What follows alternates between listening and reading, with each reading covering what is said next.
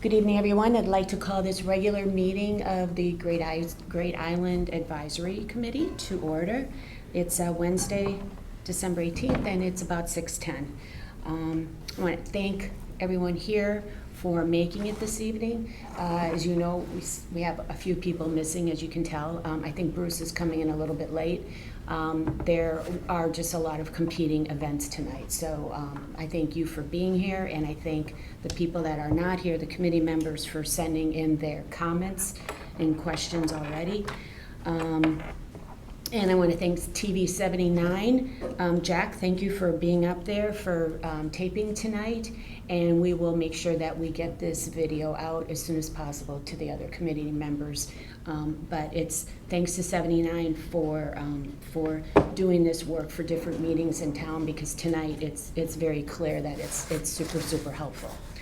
I also want to thank the 1,573 people that filled out the survey. Becca's going to go into that a little bit more, but that's just a really great showing from the town, and especially a big shout out to the 483 new respondents that filled that out. So a little housekeeping. As you remember, we voted on the calendar for our meetings going forward for 2025. And our meetings will begin at 7 o'clock instead of 6 o'clock, and they will be on the fourth Wednesday, okay? So maybe just double check your calendars. And it'll be in room 119, which is on the first floor. And if I miss it later, just want to say Merry Christmas to everybody, and Happy Holidays, and thanks again for being here. Next item on the agenda is public comment. Do we have anybody in the public that would like to say anything? Okay, next up then, we have Becca Sturgis from Reed Hildebrand, who is going to give us some information in her presentation. Thank you, Monica. Thank you all. We are happy to be sharing the feedback that we have received. That is the largest agenda item that we have to contribute tonight. And we also have a few sort of previews of the vision plan, and even this is just a show and tell piece, but for those of you who are here, we'll be circulating the draft vision at the end of the week. We have a vision statement that we can share tonight as a draft, and we are looking forward to receiving feedback on this sort of by the beginning of January, with the idea that we will be circulating a vision plan for all of you in the middle of next month, and then we'll be presenting that vision in the next meeting that we have with you on the 22nd at 7 p.m. for the new schedule that Monica just shared. So the other thing that I have as a take-home, we'll walk through it in the presentation, but is a draft of the framework for decision-making, which is one of the things that I know we've discussed. But it is a little, because decision-making is not a simple art, there is some complexity to that drawing, and so I thought it might be useful for you to have it. I'll walk through it sort of briskly on the screen, but it merits a little bit more attention. So with that, where are we right now? We are almost at the midpoint, not quite, which will bring us to the completion of the vision plan. We'll be talking, as I said, about the vision preview and the survey today. This is very brisk, but just a reminder for everybody. The vision plan is a 6-month process. We're at the tail end. We do want to give you, we sort of appreciate that this time of year is very filled with lots of things that take away people's attention. So there's actually a nice amount of time right now. We're going to share this out, but for you all to digest what we're sharing and to have feedback come in. We don't need to have a lot of discussion tonight. This is really a reporting session. And then immediately in the middle of next month, we will start testing scenarios based on the feedback that we've received, to be arriving at different possible, visions of the master plan itself. Those visions will be what we bring to the community in the big event at the start of March.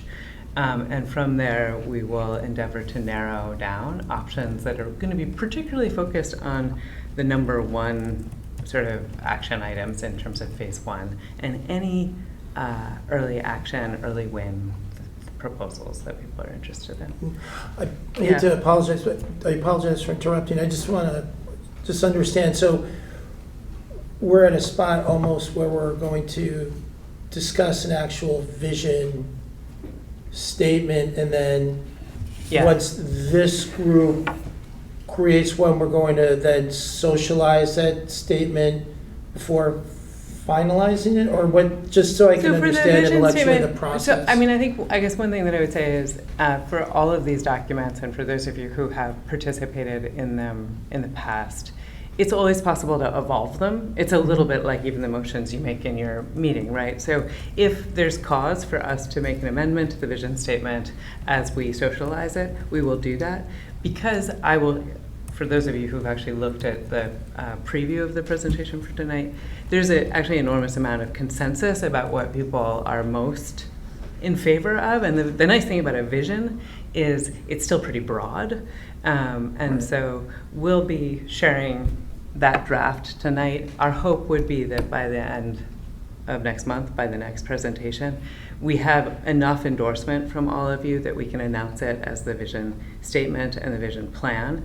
I think, Mike, if as somehow we get through the plan, the rest of the master planning, and there's some things that we've had reason that we might want to edit it, we will edit it.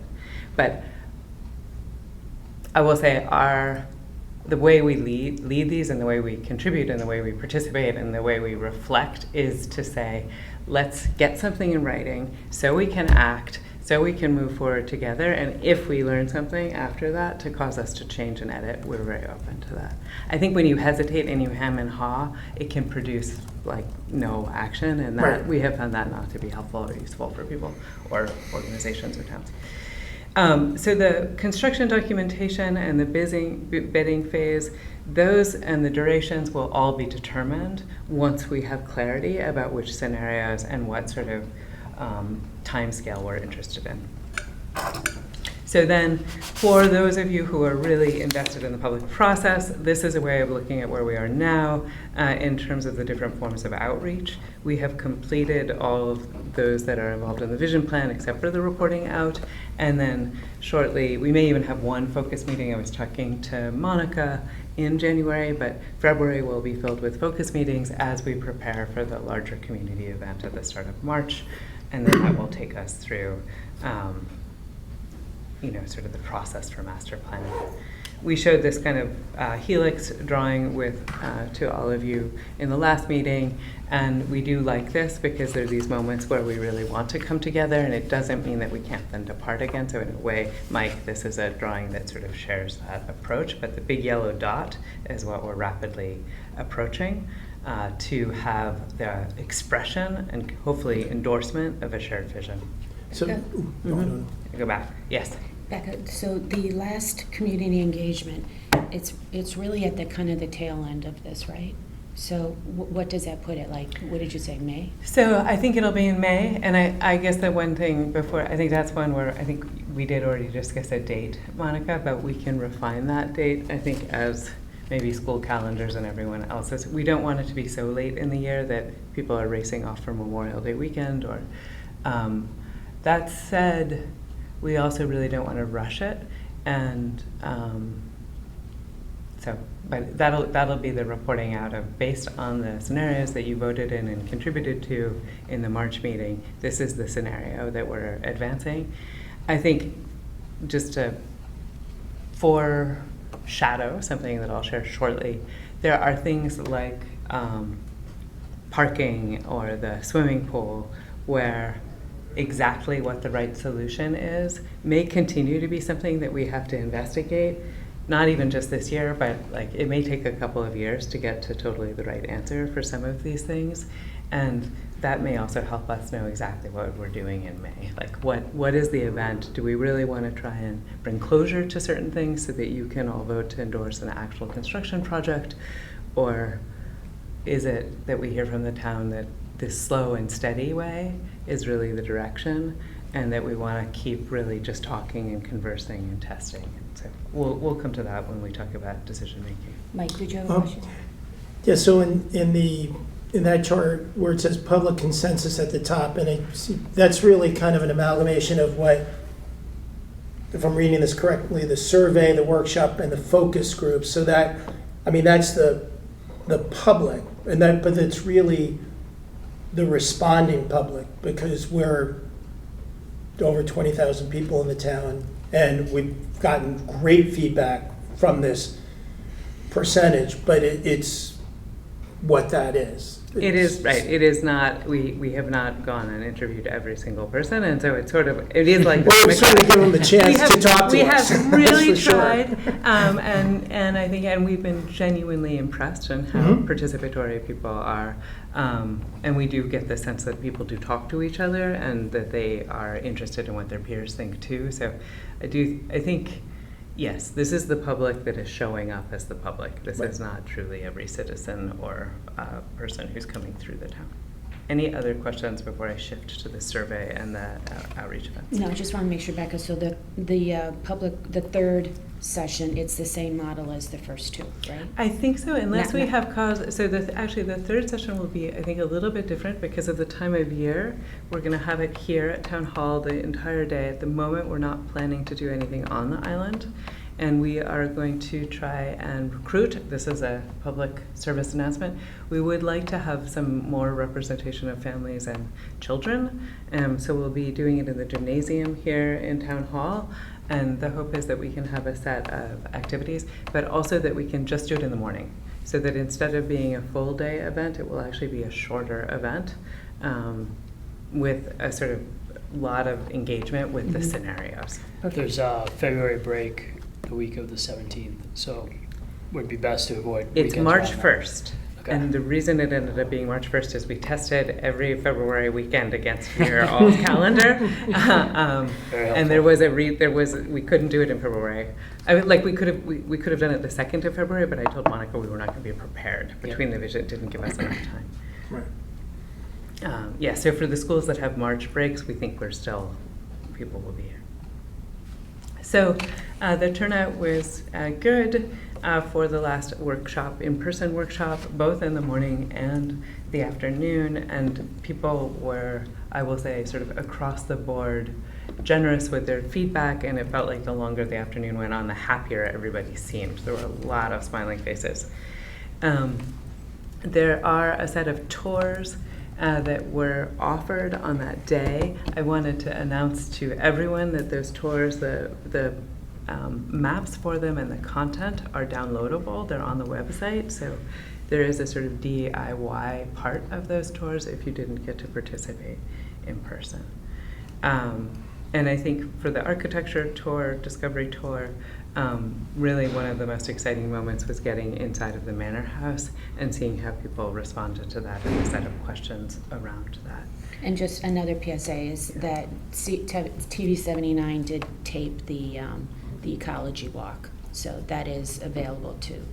You can walk along and watch. Yeah, and I think we were talking about potentially we might end up doing another tour that would be of the architecture sometime this winter. Oops. Okay. I love that map, by the way. From that, yeah. Isn't that That's my favorite map I've seen of the island since we got it. This It one? is Yeah. going to Really? be I one just- of the exhibits in our vision plan, because I think in terms of bringing forward the historic preservation and sort of the storybook quality of what you get to experience as you walk around, it really does capture that. Yeah, thank you. We love it too. And then, the snippets, little summaries about each of the structures, and even pieces like the bridle trail. We also had a map and a tour, and I think this is a good sort of primer, or a little, it's setting up to be in a continually expanding field guide for the island. So understanding more about the wetlands, the intertidal mudflats, the shoreline, and then this kind of activity about observation and learning to observe. And I think something that we are enjoying is how much people want to have these kind of fun educational activities on the island. Hi, John. Hello. Sorry, So with the suggestion boxes, which is in some ways a minority part of the process, but a long form, people can really share as much as they want. We did only receive 14 responses to our suggestion boxes, but there were some pieces there that we thought we would share that are useful here. I think things like the hosting of lectures or potentially thinking about the National Registrar as a listing opportunity for the stables. It was interesting to read these suggestions. In terms of the survey, Monica already shared this data, but we were thrilled to have 1,573 respondents. It was great that we actually extended the deadline because we did get many more respondents after that. And then roughly a third of the contributors were new. And so thank you, Mike, for being one of those, but it's great. Our sort of methodology for how we've assessed this information is consistent with last time round. Because we didn't have as many open-ended questions, we didn't have to use AI quite as much this time. And we welcome feedback and questions about how we're representing this. We did spend a lot of time trying to figure out the best way. There are some directions that have emerged out of the survey that are a little bit inconsistent with each other, and that's not really a surprise, and those are particularly areas that we'll continue to dig into more going forward. We wanted, as we share this with everyone tonight, to make only one shift in the order. So the survey sort of built up to vision. We thought it would be helpful to start our reporting out about those questions that we asked at the very end, which were about what is it that is most important to you in terms of the future. And so just sharing here, basically the number one priority when people had to choose was access and activation, but there was really, really strong endorsement for ecological conservation and historical preservation too. So it was a kind of across the board thing. As we've looked and tried to process the information a little bit more, I think one thing that we would speculate, it's a hypothesis, and we'll test it more, but is that the access and activation is so important to everyone because that's the one thing that's not happening now. And the historic preservation, the sense of these beautiful old structures, the sense of the ecology, that's really vital. I think our sense is that if, for instance, you weren't going to protect the trees or the natural, if you were going to destroy the coastline, for instance, people wouldn't care about access so much. So our sense is that partly the prioritization here is not, and when you see the other numbers, it's not an either or situation, it's just that's what really is missing. So in terms of the access and activation, we did learn some very clear things, which we're really happy about. Some of them are going to be difficult, and there is a riddle ahead of us that I will also just mention now to get you all thinking about. So parking is strongly, strongly desired. This is not really a surprise. We sort of kicked off the fall even trying to look at parking solutions. And then there is a lot of strong endorsement that whatever the passive and active recreation solutions are or programs, that they do need to be done with sensitivity to what's on the island now. And that's a very clear, actually. In terms of passive recreation, the questions, hello, Bruce, the questions around that were useful, and there is a lot of community consensus about some things. First and foremost, people want to walk.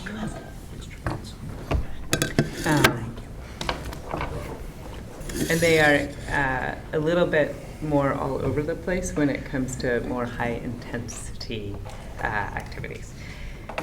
One thing as we look at this sort of portrait around access and activation that we've started to try to look at more carefully in terms of the future is that a lot of people really love walking, and they love walking on the bridle trails, but they also love walking on the roads.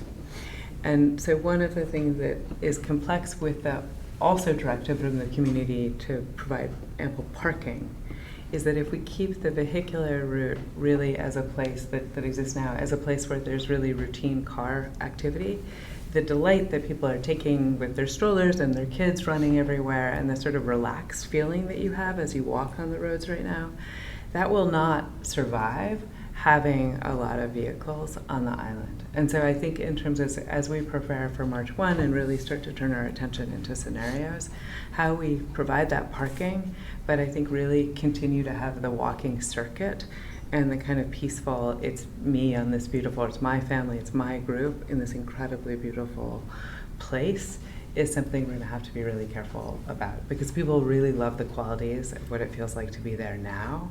And as we really activate, we don't want to lose that sense.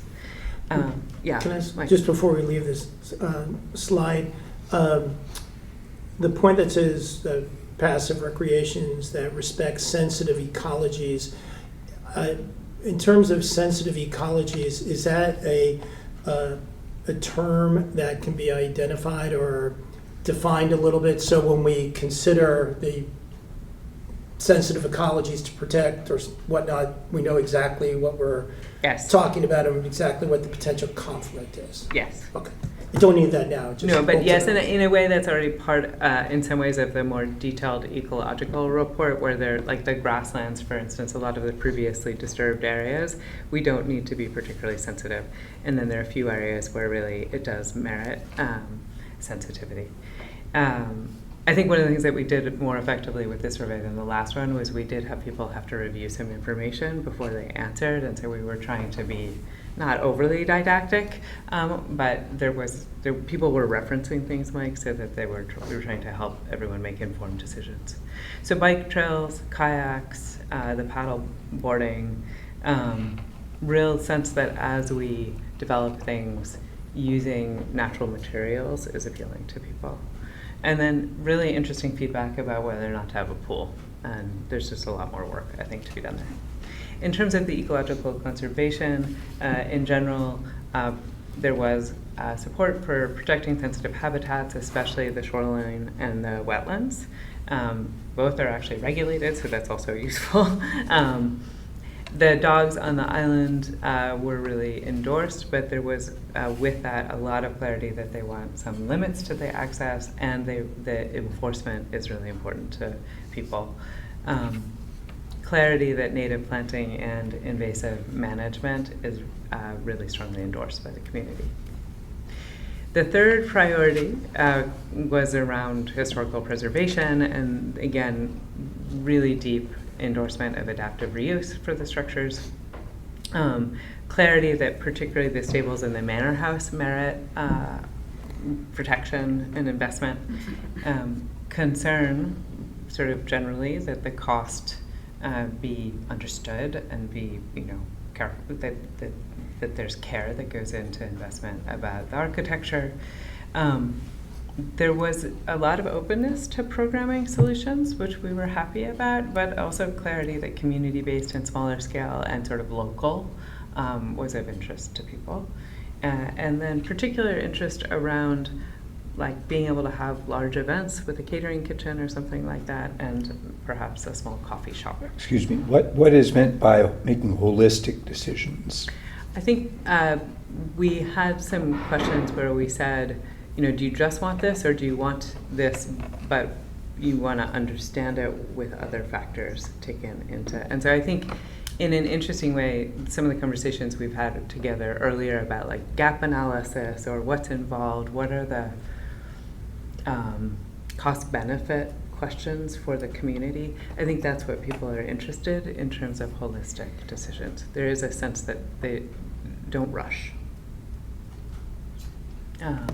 So in terms of a little bit more detail here, and just to give an explanation about how we're presenting this, if people took the middle road, number 3, not important or very important, we felt comfortable sort of grouping it with the people who really endorse it. There is a different way you could portray this data and just have the strong support. So the numbers are all here for you, but just sharing that we decided to kind of do like a majority aggregate high number. So this is sort of the statement, and we just thought we would kind of declare it here and give you the actual numbers. Then the statement in terms of vision that we asked people to consider for ecology, and again, very clear endorsement. For both of these two, it's actually more than 50% of the participants rated them as highly, highly important. Get into a little bit less deep endorsement, but still pretty strong here with the historic preservation and the structures. Just now, it looks like if you group the first two, it's the same priority either way, right? So not much difference between the three and the two. Exactly. So I think the ranking is pretty clear, but I think the other thing that you see here is that actually there's deep interest in all three. It isn't as though the community said we don't care about the architecture or the history, or it's just somewhat important, or we don't care about the ecology, or we don't care about access. We want you to leave it exactly as is. That's a good question about that. In your experience with these things, do the answers change when you start to bring clarity as to what that means? Yes. Right? So, for example, we want to preserve the manor. It's a fabulous building, terrific. It's $20 million to do that. Now, how do you feel? And I'm just kind of wondering, how do you evolve the questioning such that you get some more trade-offs, I guess is a good way to put it, is that you want to do X, but you have to cough up Y to get it. Exactly what you just spelt out for people. You take a direction, suddenly you start to model it, and then you say, is it worth this? And these are the consequences if you pursue that. And then we'll talk about that a little bit later when we talk about the framework for decision making. But basically, so the workshops we test. and surveys are going to incorporate this in this winter, spring. Exactly. And we'll continue to narrow and narrow. And I think if you continue to not have consensus, which, for instance, in this survey you see around however we accommodate vote access, there's interesting responses related to the vote access. Like, people really like the idea of getting off the island. They don't feel a need to accommodate anyone coming onto the island, but you can't really do one without the other, right? So there's some interesting things, just to get to your point, John, like as we ask more specific questions, and around the pool, again, pretty interesting responses. So where there's divergence, we won't make a recommendation, except for to ask more questions and get more detailed until we have kind of deep consensus about a direction. Were you going to ask a question? No. Okay. Thanks. So then, just to explain, moving into sort of a different way of portraying information here, there is a sort of circle legend up high, which tells you the number of people that the size of the circle below represents. And then the sort of hotter colors, like the orange-red color, that means really strong endorsement from that number of people. Yellow, for instance, where it shows up, people don't care. So so large circles mean 1,000 people or more really care about something. And this is very useful information, right? Bathrooms are going to be something we want to start looking at immediately, basically. Walking trails and sort of the extent, the scale, are they shared with vehicles? I think we have more work to do there, but again, I think in terms of some level of phase 1 project, walking trails, bathrooms, some level of coastal boardwalk, these things are very likely to show up in whatever the phase 1 project is, because there's such interest in them. And then we wanted to give the full portrait of what we heard. So the second slide is also showing the things that people felt weren't so important to them. And some of this is useful. I think for things like forest bathing or bird watching or fishing, there isn't a lot of infrastructure needed for any of those activities. So I think what we're learning from this is we don't need to provide infrastructure, at least in potentially the early phases, but we'll probably dig into that also a little bit more. Next question here. How important is providing opportunities for information or interpretation? People are eager to understand more about the island. And again, it's a little bit closer to the 3 and 4 here, but people really appreciate, I think it's like the map that you said you like, Mike. People really like learning more. In terms of the native flora and fauna, again, similar interest in interpretation and sort of knowledge being on offer around these categories. Bird watching, which again, there was a lot of conversation around birds, so we thought we would dig into that. Not much need to do much to support that, which isn't to say that bird watching won't be something that everyone gets to enjoy. It's just not something we're going to have to really provide a lot of infrastructure for based on this. Active recreation and water use. So really enormous support for having active recreation options on the island, which I think we weren't sure what we would hear. So this to us was very interesting. I think digging into what do people mean by that, it's sort of funny, right, that the restrooms are a big part of that. But I think to be comfortable exerting yourself, you do need that level of facility. And then bikes, kayaks, those things are important. You can see the swimming pool here in this question. There were a lot of people who thought it wasn't important. And so that's the kind of thing where it's interesting, John, because we're getting very different responses about the same sort of possible future, depending on how we're asking the question. I'm sure we're going to dig into the pool a lot at another time, but Yeah. I think I know I've said this before, and I know it's outside of like your charge, but I think we also need, like where it says they're provided on Great Island, and then you see swimming pool a little bit down. I mean, swimming pool's been a conversation in this town for, you know, a long, long time, and I think people have been very interested in one. It's a question of what is the right place for one, right, and do we have a spot that is appropriate for a pool? And so I just want to make sure that we don't make sure that we hear or see a lot of hands up about a pool and then decide, well, that means that it has to go on Great Island.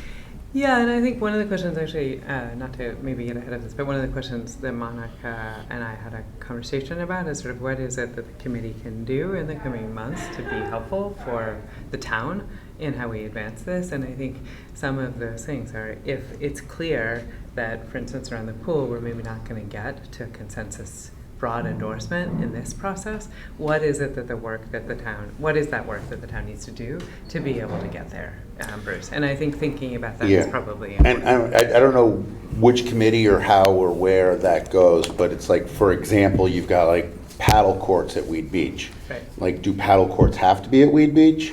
They probably don't. And it's a bigger conversation than the Great Island Advisory Committee. Right. But if the paddle courts weren't at Weed Beach, what could you do with the space?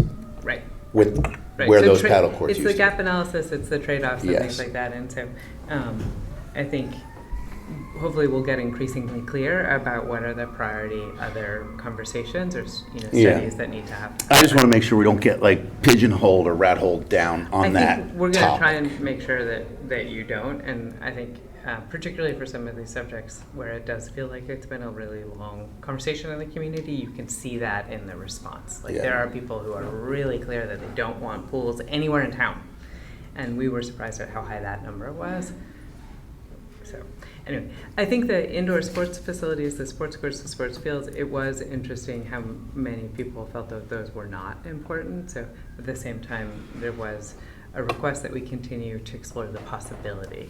So as we test scenarios, it isn't of the utmost importance to people, but they aren't saying don't look at it. They're saying continue to understand what might be possible around this. And then to the interesting responses around the pool, right? The 20%, 21% really, I do not want a town swimming pool, and 33%, I want a town swimming pool on Great Island. So that is a split set of positions. And so I think that'll be something that we'll just keep looking into. I think we were also interested in this because there is that historic sort of shore pool that's part of the beach. And so one thing in terms of the love of the historical fabric of the island, one possibility is to restore that old sort of ocean pool that's an extension of the beach. And there are some beneficial safety considerations in terms of preventing boat and swimming conflicts in that area. That was something we wanted to look into, and I feel like the one thing about this feedback is I think it supports continuing to explore whether or not that's a good idea for the beach. In terms of playgrounds, people basically loved the idea of playgrounds, and then there was strong direction that if we could have a nature-based playground, people would think that was the most fit with Island. In terms of providing access to Great Island from the water, this is where we get some of this kind of interesting information where in general people don't think it's that important. If we ask, differently, I don't support accessing Great Island, then, they say no, but if you say, would you like kayak, paddle, canoe launch, we get, strong majority wanting that. And so I think, again, as we test scenarios for the March meeting, we'll be actually looking in all of this a little bit more carefully. This one is funny, because if we provide it, they'll come. That's kind of, I think, what you hear from this set of responses. Shifting out of that set of recreation questions into history and structures. Rebecca, Yeah. can I ask one question on this? So when you say I do not support accessing by water, how clear was that question? I mean, is it possible that people misconstrued that and thought it was, we're going to have boats coming in here from? We thought that might be, and I love that you just asked that. I think as a general statement that I didn't say before, it's clear to us that there's certain of these questions that, maybe we didn't ask exactly right, or, that there's something about the question that potentially was confusing to people. And that is definitely a way of interpreting some of the responses where things don't seem to make sense. Right, okay. I mean, it might be an important thing to, mention, for the record, while this is being recorded, we're starting to see and interpret these results. We're starting to talk about the things that we heard in the surveys and the public gatherings. So, for those of us who haven't participated in the surveys, who haven't gone on any tours, they should really try and plug in at some point, because we are going to be talking about all of these things in a rather substantive matter, and there's still an opportunity for them to be heard on these issues. So they ought to avail themselves of their opportunities to write to us, to come to these meetings, to be heard if they have not been heard yet. Agreed.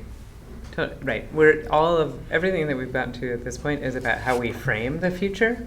And now we're actually going to start testing specific solutions. And so hopefully that does get some people who haven't participated excited. Well, the other thing that we have to consider as far as water access from the land to the water or from the water to the land is feasibility. Is that, for those residents that are out on the water on a fairly, even if they're not out there very often, most have made their way into Ziegler's Cove between Memorial Day and Halloween, and it's busy. It's extremely busy, and there's moorings in there. The moorings get full. People anchor. They anchor too close to each other. There's some safety issues with the boating that goes on in Ziegler's Cove as it exists today. Yeah, and I think one of the things actually that we, it's a little too early maybe to derive too much understanding from this, but one of the thoughts that occurred to us is it isn't as though the community is saying we need to have a public dock in Ziegler's Cove that everyone can access and that we want a ferry, right? I think there's an appreciation for the level of congestion there now, and that maybe from a safety point of view it's better to keep things a little bit more separate.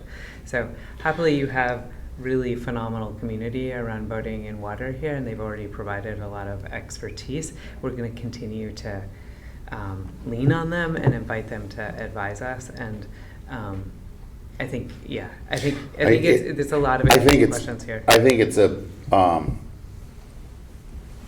very interesting topic, but when you actually look at what we've really got there, we don't. The property is fairly elevated. If you go from the dock all the way around to the beach at the beach house, it's significantly above the grade, above the water level, and rocky. And it's basically kind of a non-starter for trying to get water access in or out in that space. Yeah. And then you've got, like you were just saying, you've got the break wall Right. at the beach, and that's open to the east. So it's not like Pear Tree Point where the docks are there, or the beach, which is in deeply within a harbor. That's wide open to the south and to the east. So even if you conceptualized a dock or something off of the end of that Yeah. concrete, I think you'd be quickly met with like, well, it gets really snotty here on a fairly regular Yeah, basis. it's not super safe. So And then you go into Scotts Cove, back where kind of the entry, with that old, they call it a boat ramp, but it's like, it's so tidal there, and the Yeah. drop off, it's like if you took a kayak out and then the tide went down, by an hour and a half, you wouldn't be able to get back out. Right, so I think one of the things So- that is clear and that we'll probably do more education around in the next month is that there are really serious safety issues on both sides.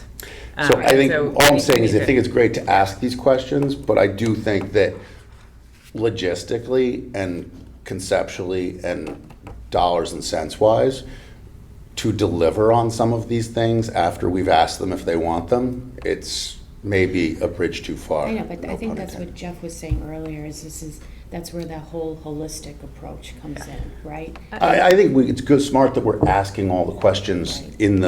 in the phone book, or or whatever, asking all the questions. But I think that we just want to make sure that I think going back to like what John said is to qualify some of these things, to be like, well, and we're about halfway through the process now, and so in the Right. second half of the process, Exactly. I think that's definitely going to be part of our job, is to make sure that they understand kind of the price tags or the limitations that we're Yep. dealing with It's all to part. deliver on some of Absolutely. these things. All Yep, part. You absolutely. still have to cast a wide net to say, okay, what are the options that we're actually going to quantify Yeah. for further assessment? Yeah, I think Yes, that's and where there we are. was, I mean, it makes sense. It's an island. It has incredible coastline. People who do boat see it and really love it. It is one of the more famous coves on the East Coast, right, to actually spend time there. So in the first round of surveys and conversations, everybody has been very animated about the boat relationship. So I think we're Understandable, going to have yeah. to keep digging into it.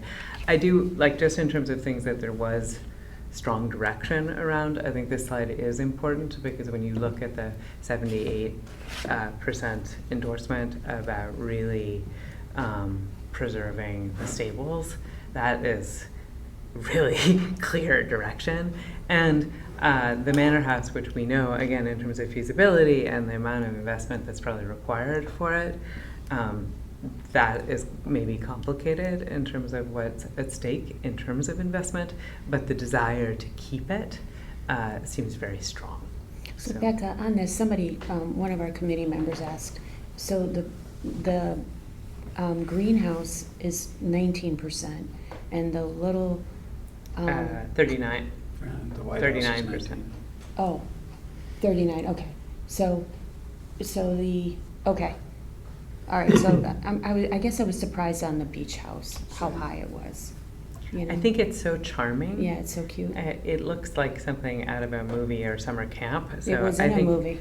Well, right. It's probably been in more than one, honestly. Anyway, I'm not surprised by that, because I think the scale, the way it fits to the beach, it's out of a postcard.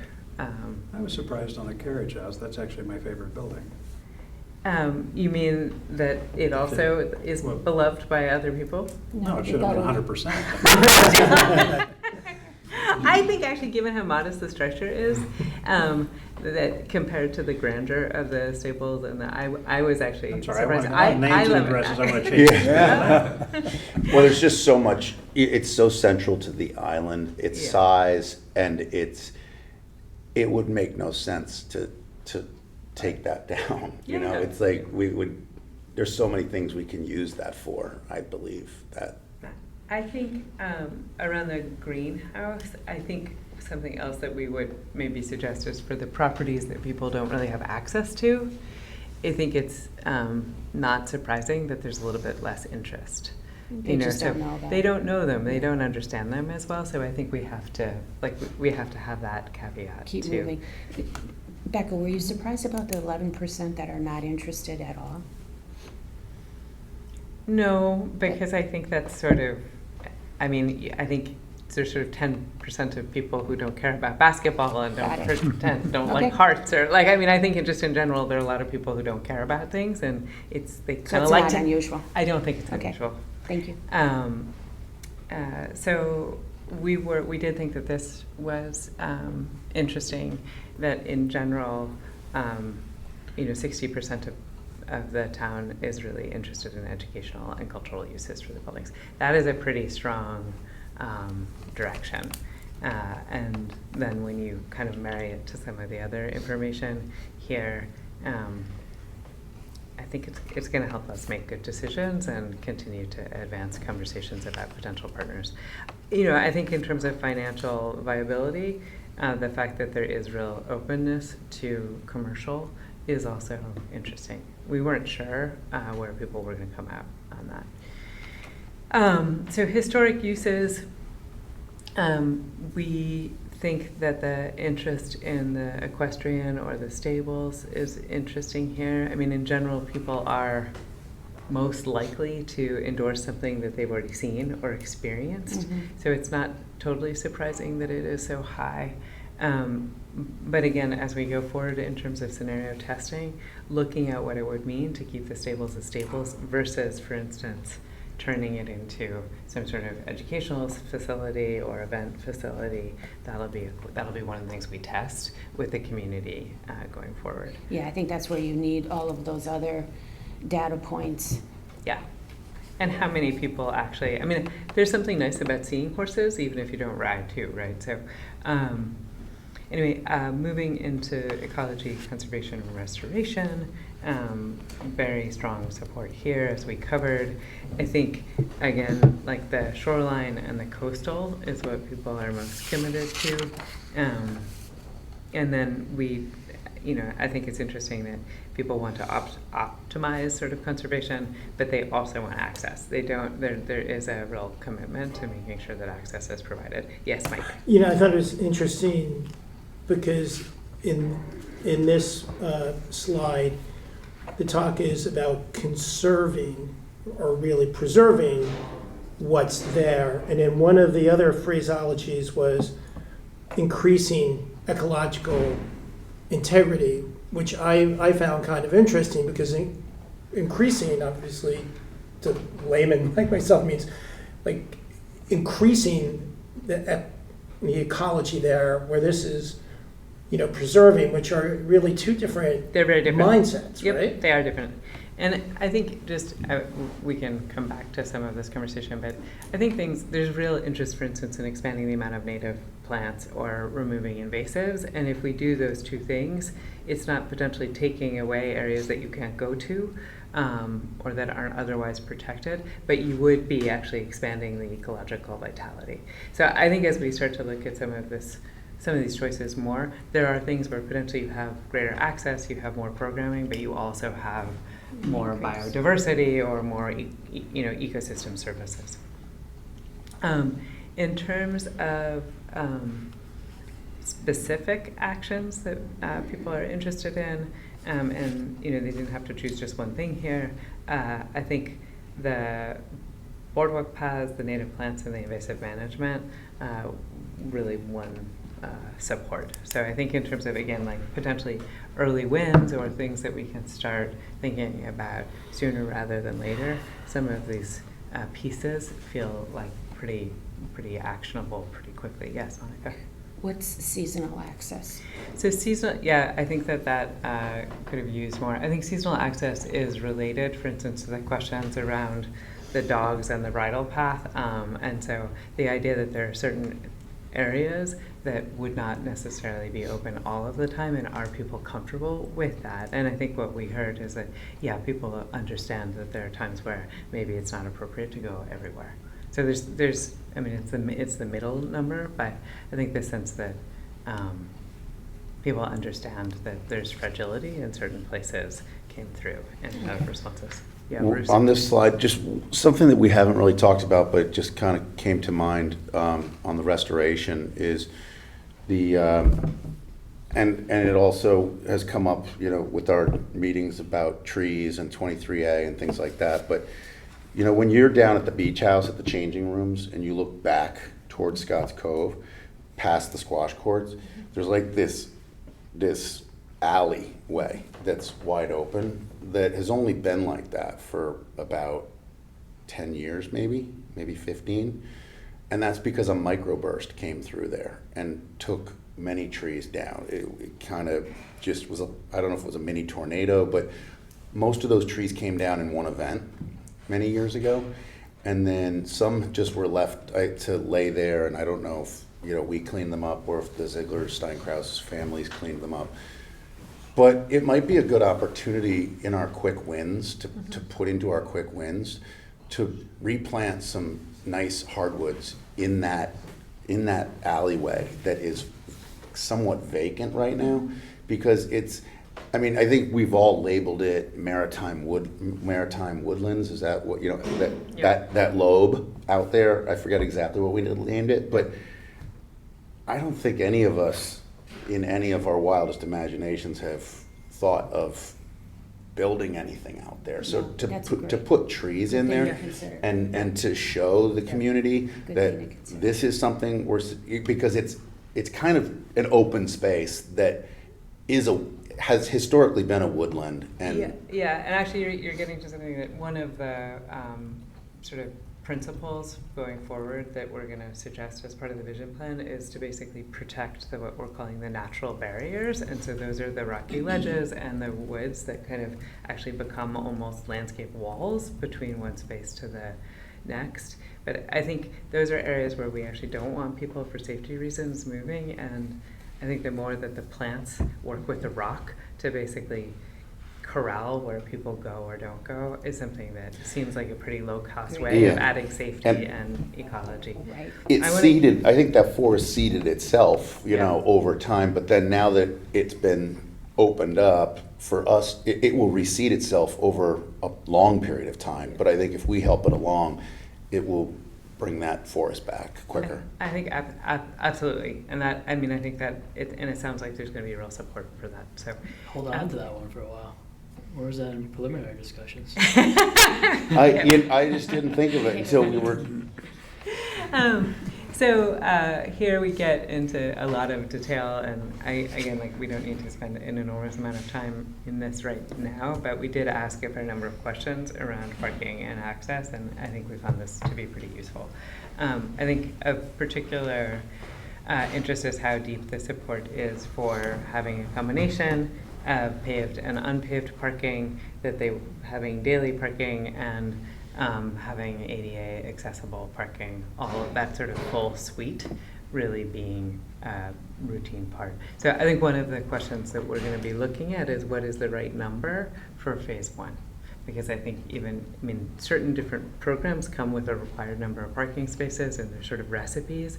But I think in terms of potentially a phase one, there is some right number that we're going to have to arrive at of parking on the island. In terms of other detail around this, clarity around driving to on-site parking as a major priority for the community, and then walking and biking beyond that.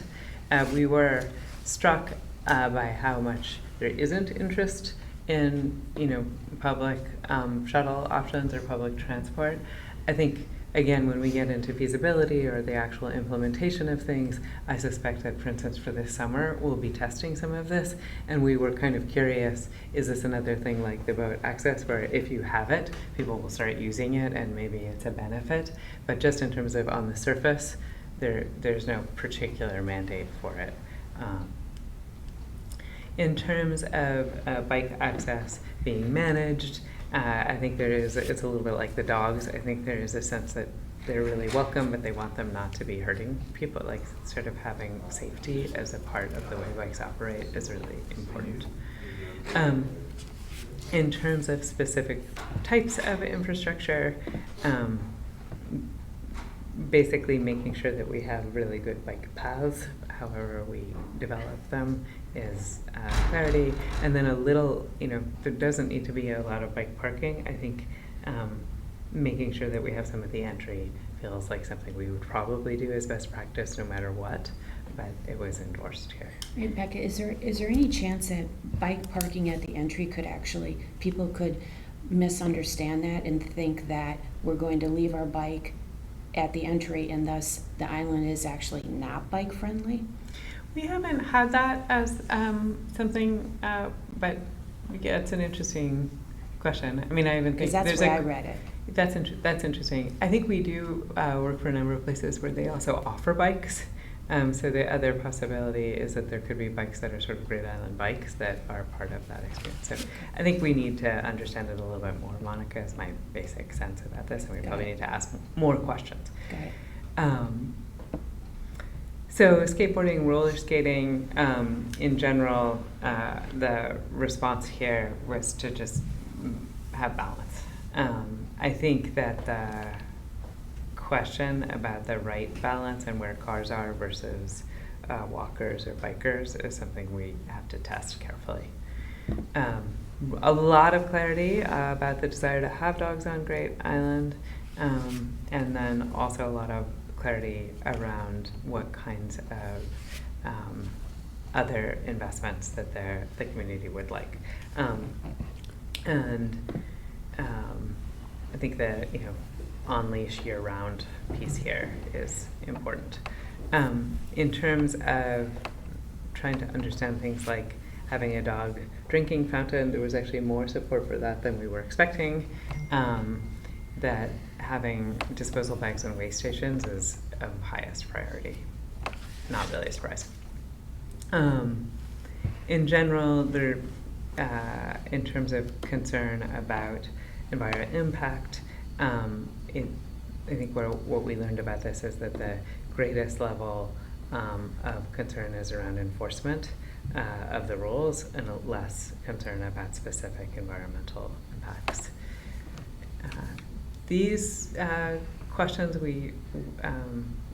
around programming and governance, just to sort of switch, although I guess enforcement in a way is a part of governance. So what level of development do you feel is appropriate? And basically moderate really won the day. Not totally a surprise to us given the amount of structures that are already there. And then this sort of community emphasis on what might happen. I think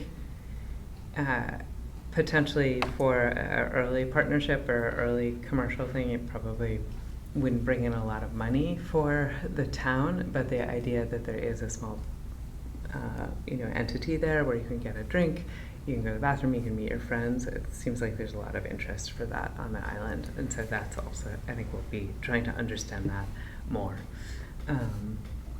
People are very interested in picnic areas, and again, kind of interesting that like 20% of people don't want either. In terms of a little bit more detail here, the privately owned local businesses were really endorsed. And that was a stronger vote than we were actually anticipating. In terms of specific kinds of operations, the very small cafe and the event space got the largest, and then there's a whole bunch, and this sort of aligns with, I think, even the early work that you did maybe 2 years ago. But is it theater, is it performance? There's some level of a sense that the community should be coming together for culture on the island. Okay, and then maybe we can stop and talk about that before we move on. Any questions? I know we've been talking along the way. Any surprises? I think there's, I think you've done a great job. I think there's very few surprises to me as far as like from the conception, like when Monica and Jim and John and the team in Darien that conceptualized buying this island and what it would look like, and then having an initial plan of like, well, if we were to actually do this and buy this island, what would we do with it? And I think what we're seeing here is a manifestation of all those thoughts, right? There's been no huge surprises here that somebody wants an amusement park, or, you know, it's like, it's, Ferris wheel. it Yeah. makes sense. Everything we're seeing here, I think, That's is how we is feel. making sense. Yeah, and I As think far that's- as like what the island might want to be. Yeah, so I think that's great news, because that does mean it's not as though we have to go off and sort of say we can't get you a vision because there's too much difference of opinion. I think we're in good shape to have a vision in terms of going forward, and we're in good shape to sort of have some scenarios that are different enough that people should feel able to make decisions, but they'll be pretty focused. Did you find, did you look at any of the survey results with any demographic splits? So young versus old, near the island versus not, just any of that? And if so, was any of that revealing, or? We were talking about that earlier today, John, because actually with this survey, we didn't ask demographic questions. The last one we did, and there were a lot of people who reacted negatively to that. So this time we thought we would proceed without it. I suspect that for the next one, we'll also ask for demographics because I think it's useful. Okay. So we may just take turns and say that that's how we're doing it. But we did feel there were enough people who said that they thought we should just be asking questions and not trying to get demographic information. So we thought we would see how it worked with There were enough people protested that you took it out. Yeah, we just thought, okay. So anyway, but we can talk about No that. worries. So we have a couple of different vision statements that we are testing. I think this one that's here versus the one that is up on the screen is, I think that one went to you. Oops, I've gotten carried away. We've made it shorter, and as we've digested things, we've also gone back to some of the conversations about why you bought it in the first place, and rewritten it. So I can send this around. I also have one for maybe each of you who are here at the table tonight to take home. And we look forward to your feedback on exactly how we say that.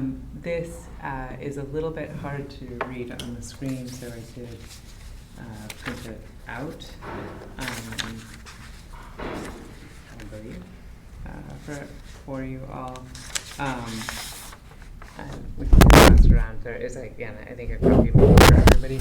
The point of the way we've tried to organize the framework for decision making is that basically there are two things that sort of happen together. One is that we have a process of sort of experts and data collection that's independent of public opinion, trying to understand what's possible and what exists, and then we simultaneously have this participatory outreach process where we're really trying to understand what people are thinking and what they want. Do you want to pass those around? Yeah, thank you. Could you assist me with Yes, that, absolutely. maybe? So I think these are, why don't I just give this to you? I think I took the cover off that top one. Okay. And so basically, there is a process. It is a little bit, we've drawn this a little bit like gears or something, right? So that the different things are kind of happening. And there are moments where things need to lock together for progress to happen. I think, John, this is, again, maybe like a very mechanical way of trying to draw what you were talking about, which is if we go through this process and there are things that arrive at a no, we can take them off the table. If we get a really resounding yes, we move ahead with trying to think about exactly what they mean and bring them back to this committee to endorse.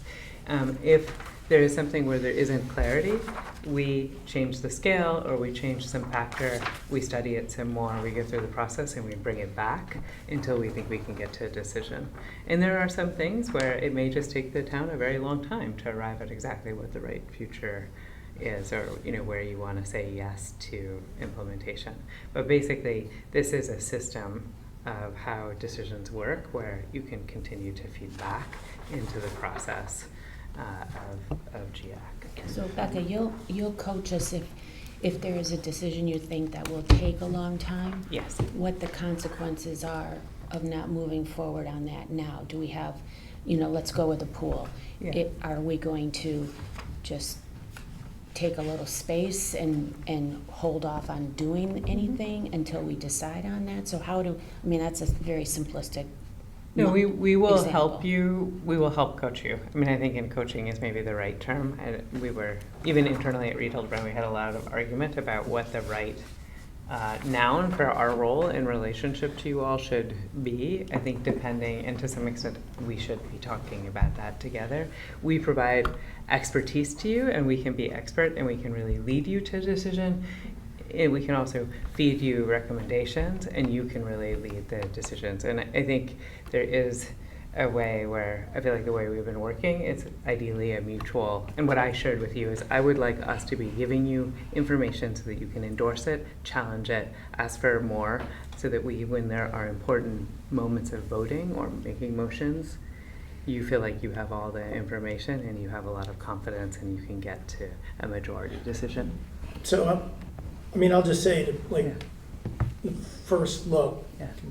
that I've seen this, and like a vision statement, I mean, this talks a lot about what's sort of self-evident and of what it is. Mm-hmm. Where I think of a vision statement of what it is going to be in the future with us, like our vision for the island, as opposed to, yes, it's a jewel on the coastline, et cetera. Yeah. So I understand where we're going. So with the we'll vision have statement. design principles, Mike, which maybe will be a little bit more like, and for instance, one that we'll share with you, I don't think I have them in this, but we'll share it on Friday, is like, provide a circuit trail. So there'll be very specific things, and we'll have call outs on the map for that. Because my other concern is when I read this right now, Yeah, and I look at the things we've already done, yeah, they're arguably inconsistent with this vision statement. oh, interesting. Because Okay. when I look at this, I don't, and this is, just me, so there's a Yeah. good chance it's wrong, but, like, I don't see community activation in this vision statement. We've put people on that island, we've put dogs on this island, we're talking about putting parking and access on this island. And, if someone was proposing this down the road and I looked at the vision statement, I'd think, well, this might not be consistent with the vision. Well, Becca, Yeah. is it possible there's a difference between a vision and a mission? And maybe your guiding There principles is- is more of the mission? There's also, I guess, I would like to share this out on Friday. We have been, Oh, yeah. so just to share, I think getting the balance between community activation and the other pieces. Our first one was much more about community, and then as we were actually processing all of this feedback, we were worried that that it didn't have enough Mhm. of the other. I think so this may be a reactionary statement in response to one that was really pro, maybe too much access and activation. What I will say is we are truly in our studio working very hard to process everything in this survey to get something that we can get out to you that is the right balance of meeting the community, that also has enough precision in terms of like what is allowable and what isn't allowable, to get us to a useful point that we can just say, okay, yes, and now these are scenarios that sort of all feel like they fall under the umbrella of the vision. So I accept actually the correction that you already offered, and let's see what we Fine-tune it. share out. And it may be that we share three versions of this with you on Friday, so that you can even think amongst yourselves or talk about what seems more right, so that by the end of next month, we actually have a vision statement that you Okay. all feel like you can endorse. So it's Wednesday night? Yeah. So, and you're looking for our comments by when? I think you and I talked about maybe if we could get them around January 8th, or Right. somewhere depending on somewhere between January 2nd and January 8th is very helpful. The closer to after the start of the year, the better for us, because we need time to digest. That said, I feel like we don't want to rush you too much, and I know the holidays are really full for people, so I think no Yeah. later than the 8th, if we're gonna try and get something back out to you on the 15th, which I think is our Yeah, hope. I'm just 15th. thinking that now you're going to be doing a little bit more work, so I Yeah. just want to give you enough time. Yeah. If Friday doesn't no, yeah. work, Monday is okay. Oh, well, this Friday for us, we have to get out. Most of my studio is going on holiday, so. Okay, so, I, okay. I need, So your I need calendar. my Okay. people to get rest, and I would like to get this to you knowing that it's provisional and it's for discussion and it's a draft. And then we would like your feedback. And I would say, I think a process question maybe for you is just all the feedback go directly to you, Monica, and then you send it back out to us. Okay. Would it be too much to ask, though, to ask for 3 or 4 versions of this? Not at all. That's what I'm just offering, She because I just think, said. and Okay. there's one that's on the screen which is different than this one, and I think we have a number that are being written, so. A quick point just on Mike's observation about this. So one thing in terms of feedback on the vision and the document that you guys wrote that described what the output Yeah. would look like for a vision, I copied kind of 3 points. One was guiding principles, second was long-term view, and third was frameworks for decision-making. And so if I think about this, the feedback that you might want on the vision statement, 2 points I'd make, it might be helpful for you to say, look, the vision statement is at this altitude, and we're looking for input at this altitude. You start to get much lower in a much more detailed way. That starts to get master planish in terms of feedback, and that's not what we're looking for. We're looking for feedback at this altitude. The other thing I would say is that it might be helpful instead of different versions, or maybe you have different versions of the vision statement, but to say, here are all the different things in this vision statement, and here are the ones that we're circling that we've put in the vision statement, so people would say, oh, I can see what you put in there, but I see what you specifically said no to, because Yes. when you articulate principles, it's important for people to understand it's this, but importantly, not this. So we did surveys, we did workshops, talked to a ton of people, and here are some things that feel like principles, right? And you can see them listed here, but you can see that we've not picked those. And then that's what you've ended up here, because if for instance, if Mike or anybody wants to provide feedback, it would be in the context of options for principles, Yes. right, or options for visions, that there's actually data to support maybe why that wasn't included in here, Yeah. because survey says that particular point that you might want to include in the vision statement was actually lower ranked in the surveys or workshop discussions that we had. So that might help people calibrate the feedback that they give you for the vision statement, because this, the way it reads, in my mind, seems to actually tie to the survey results that we've been looking at. It does, right. Right. So, and that's I think that's the hope. So I would like to say that we will probably send you 3 versions. I cannot promise you how different they will be, but I think there's Well, hopefully probably more different. high level, Make but them they'll be, different. we'll seek because to make them. then we can circle words and things Yeah. in the different ones. We're like, oh, I'm really grabbing onto this. My only other thought is I know people go crazy over these things, and some people can spend a lot of time on them, and then people can throw stones at them and say, we spent all this time on it, and then do we look back on it? Whether you call it a vision statement, a mission statement, this statement or that, it's, well, I understand that they're different things, but it kind of feels to me like you want it to be like a definition, like that instead of it saying vision statement, it should just say Great Island. And then underneath it, if Great Island is a proper noun, right? And then you say, okay, currently our view of our definition of what Great Island is to the town of Darien is this. It kind of, because then it takes away people saying, well, this doesn't have enough vision in it, or this doesn't have enough reflection in it, or this doesn't, but just a thought. I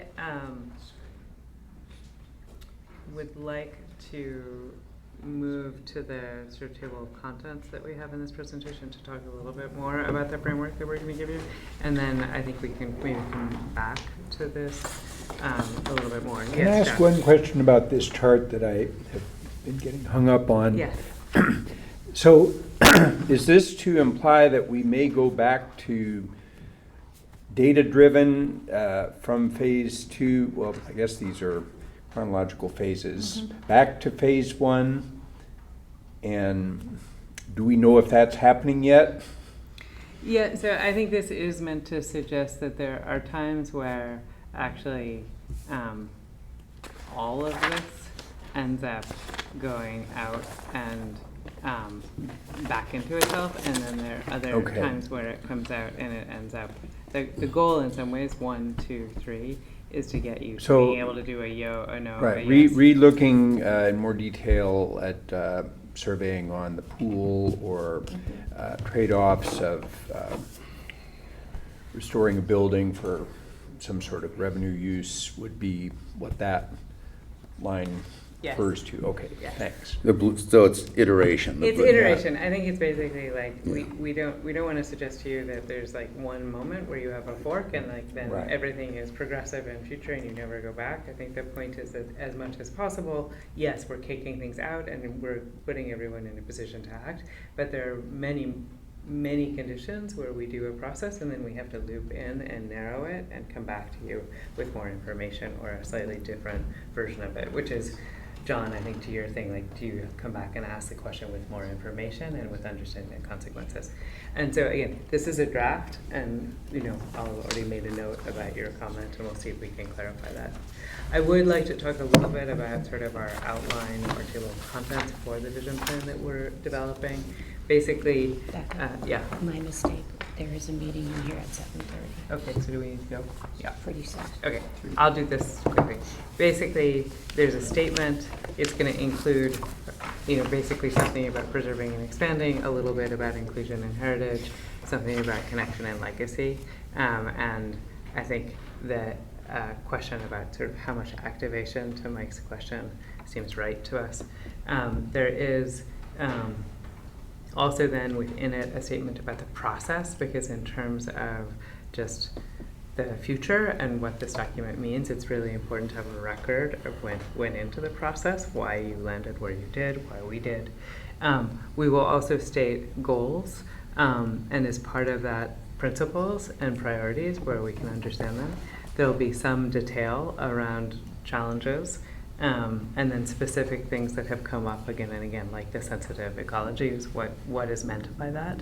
And then I think to the extent that we are able, if there are any areas where we can make recommendations right now, we will make them. If there aren't, we will hold on that until a part of the master plan.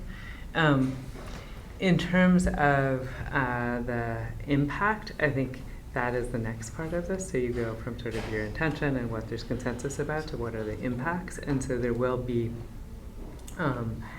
some plans showing what it might mean to follow through with increasing access or increasing accessibility. And again, I think at the moment we'll be keeping it very high level because we haven't tested with the community. Do you put parking where the greenhouse is? Some of those things that we were looking at a couple of months ago. I think it's more there needs to be parking and these are the rules for the parking. That's what we're going to try and express. And then a couple of bigger ideas about the future and some thoughts about how maybe phasing might work. What's But the again- time frame for this document? So we'll be sending out a draft, which will be partial. It will not have all of these pieces filled out, but it'll have it'll have the design principles. It'll have a couple of options for the vision statement. It'll have a set of diagrams in it. We'll get that to you on Friday. And then you'll share feedback. We'll get another iteration probably out to you. I will say, basically around January 15th, yeah. And then I think we'll present it, and there'll be more feedback, right, before it kind of gets locked and really uploaded as the final So plan. you'll- There are also, there could be, and I know we're bumping up against it, but there also might be a reaction. Ultimately, the Board of Selectmen will vote on, this committee will recommend the statement, and it'll be discussed there, and there might be other of our board members who have questions or comments or things that might require some further attention either of this committee or Reed Hildebrand, or just to build that into the time process, we should be Yes. aware of. I agree with that, because when I got the PDF yesterday, I thought that plan was in there, and so I kept going through the slides to the end looking for it, and then I saw this. So I think we're gonna need some time to digest that and I to think that makes to go sense. back and talk about it, Yeah. so. we I think just- that makes sense. I'm wondering, and I know you have to get out of here right now. I wonder if basically maybe then you and I can talk, and basically there is the presentation of the vision plan, but whatever the process is that's deeper in the community to have the full vetting, that can keep going. I do think in terms of the scenarios that we need to be testing as part of the master plan, we do need to launch the master plan. So I think we'll come to a place where it's like it will continue to be edited. That makes sense to me.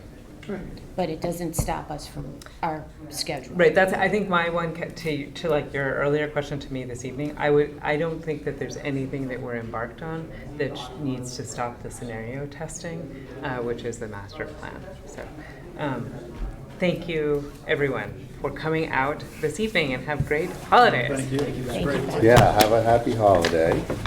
All right. May I have a motion to adjourn? Jeff moves. Second. Bruce seconds. All in favor? Okay. Aye.